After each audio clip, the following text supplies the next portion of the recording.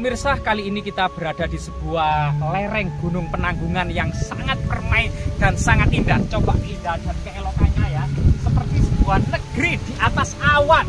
Coba dilihat di sana. Nah, jadi di sebelah kiri itu adalah Bukit Bekel ya, yang kemudian di tengah itu adalah Bukit Penanggungan. Jadi Gunung Penanggungan itu dikelilingi bukit-bukit seperti Bukit Bekel itu di keempat penjuru arah mata angin, sehingga kemudian Gunung Penanggungan inilah dikenal pada masa kuno selain Mandala, pusat akademi era kerajaan Majapahit gitu ya, itu kemudian dikenal juga dengan Pancawali Krama.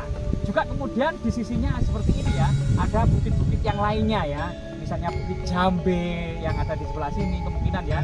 Coba kita telisik di sekitar persawahan yang sangat indah dan permai ini di lereng Gunung Penanggungan. Nah, Gunung Penanggungan sendiri memiliki peranan penting ya dalam kemudian sejarah peradaban gunung sejak Rakai Watupuro Dia Balitung, atau dalam prasastinya Rakai Garuda Muka Dia Balitung menancapkan prasasti tulangan di desa Wotan Mas Jedongoro, Kabupaten Mojokerto, yang berisi tentang penetapan sebuah tanah perdikan dan sebuah bangunan suci yang ada di Tulangan tahun 910.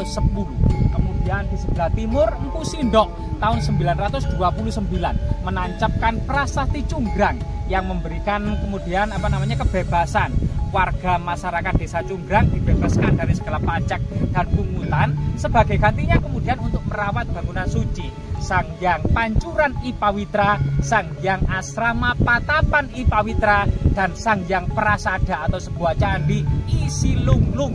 Jadi di sebuah candi yang bernama Silunglung. Ya, coba kita lihat. Di sana itu ada semacam cungkup kecil ya, berarsitektur gaya kerajaan Majapahit yang pucuknya berwarna kuning keemasan sebagai kemudian motivasi inspirasi tentang kejayaan dan masa-masa keemasan di masa lalu ya, termasuk sebuah kemudian genting dan 4 buah pilar ya penyangga sebagai sokong gurunya. Siapa sangka di tengah-tengah ada semacam batu prasasti atau arca yang sangat menarik ya. Namun kemudian di sini semuanya lokasinya jauh dari perkampungan.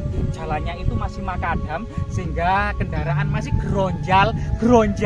Ya meskipun geronjal, kita di sini coba bisa menikmati keindahan panorama Gunung Penanggungan yang sangat indah gitu ya. Nah, di sini di pinggir jalan ini kita sudah menemukan fragmen batu bata kuno era kerajaan Majapahit ya, batu bata kuno besar. Kemungkinan memang di sini dahulu ada semacam bangunan suci, berjajar asrama-asrama, petirtaan para biku dan bikuni ya, terutama kemudian sebuah kondisi Mandala Dewa Guruan. Tentunya pada masa-masa kejayaan di era kerajaan Majapahit dahulu ya. Nah, coba kita lanjutkan karena batu batanya sudah kita temukan.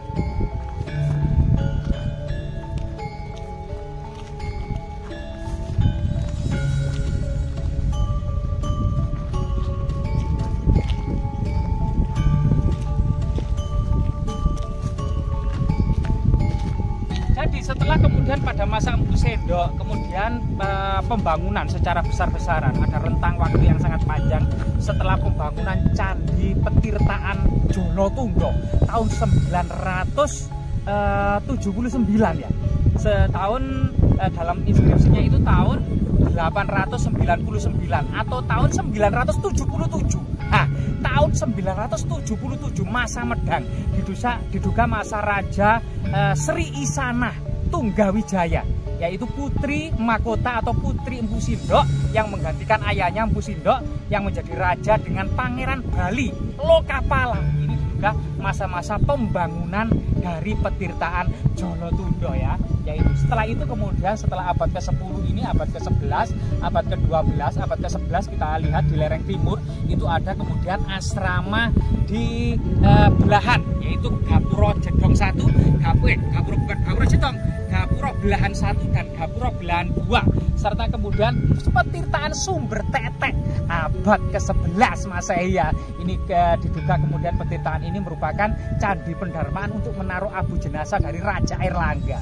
Setelah itu di abad ke-12 ya, masa Kadiri tidak banyak sekali, melainkan ada prasasti di Ketapan Rame di Trawas. Kemudian pada masa-masa Singosari juga tidak banyak candi-candi dibangun. Namun yang sangat istimewa pada masa kerajaan Majapahit dibangun Ratu ratusan punden berundak-undak, percandian, gua-gua pertapaan, altar-altar permujaan, dan yang paling indah ada di lereng itu, di lereng Gunung Bekel, Candi Kendali Sodo.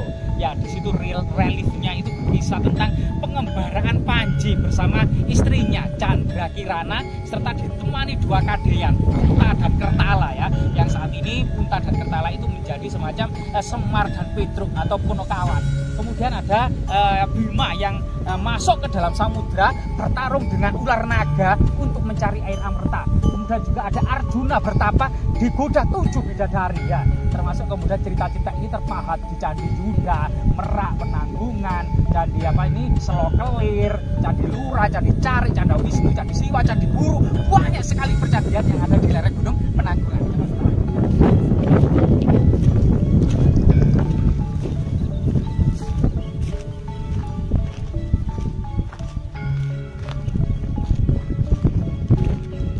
Sehingga meskipun hampir senja pada masa-masa akhir Majapahit juga memang masih banyak ya candi-candi yang dibangun, terutama Candi Juda, Candi Merak, Candi Penanggungan di jalur pendakian via Genting Wotan Mas Jedongoro. Ini adalah candi-candi yang dibangun pada tahun 1511. Jadi awal abad ke-16 diduga Majapahit itu masih ada sebagai kerajaan penyokong untuk pembangunan candi-candi ini gitu ya. Nah, bahkan diduga ada semacam jalur suci dari Trowulan, ibu kota istana kerajaan Majapahit, menuju Gunung Penanggungan yang dikenal dengan jalur Tirtayatra atau Dharmayatra. Coba di sini, apa yang sebenarnya yang ada di sini?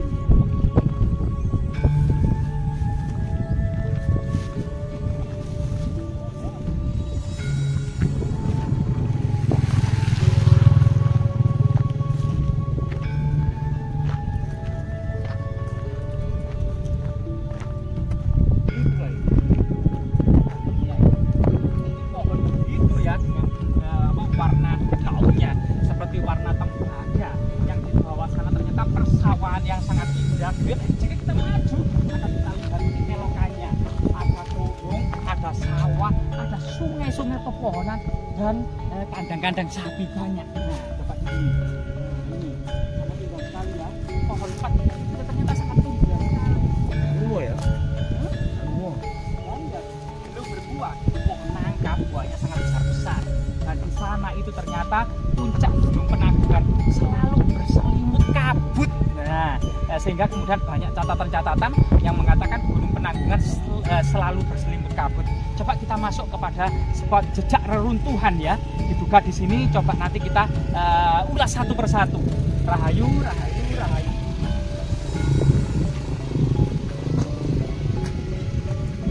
Rahayu, rahayu, rahayu.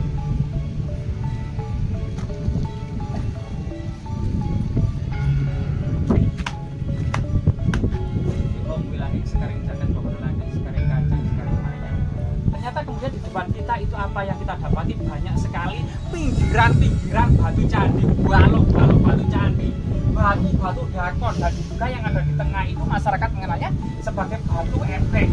Nah, beberapa para peneliti juga menyebut ini adalah sebagai semacam bakalan prasasti atau prasasti unfinished gitu ya, atau semacam tubuh batu, batu peringatan, persajian, altar pemujaan, atau juga kemudian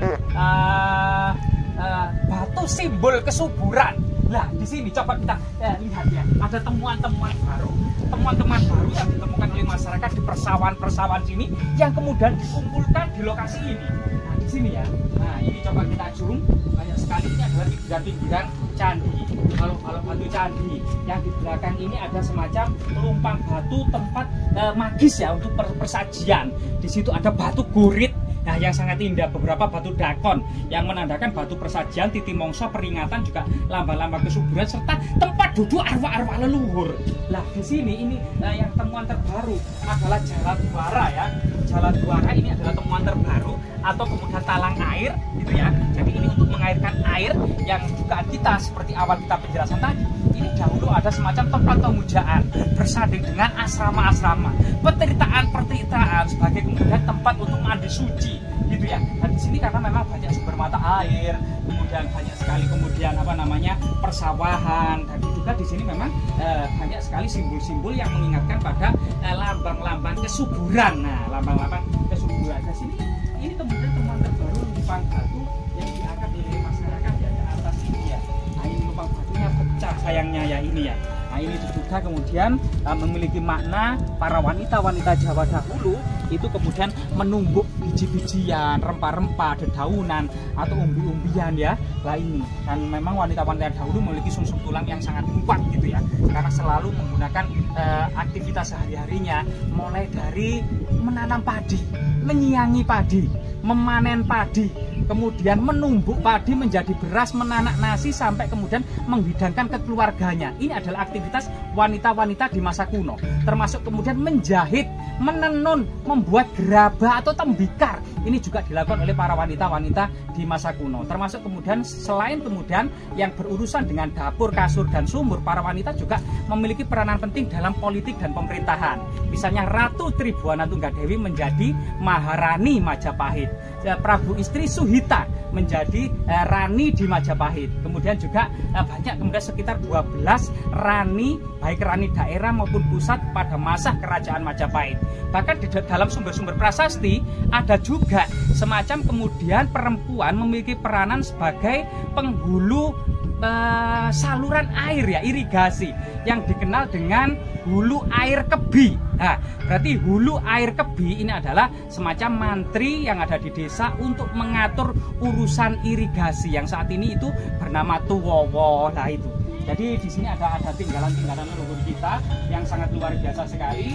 Yang ini saat ini menjadi punden dari dusun ini ya, asal usul atau kemudian Sambau Rekso atau leluhur dari desa ini. Ternyata diduga dahulunya tanah-tanah di sini memiliki semacam privilege ya, dengan adanya sebuah bangunan suci. Diduga kemudian pada masa kerajaan kuno, terutama pada masa kerajaan Majapahit, desa-desa ini dibebaskan dari segala pajak dan pungutan. Sebagai gantinya masyarakat dahulu itu untuk kemudian bergotong royong merawat sebuah bangunan suci dengan adanya beberapa jalan duara, umpak-umpak batu.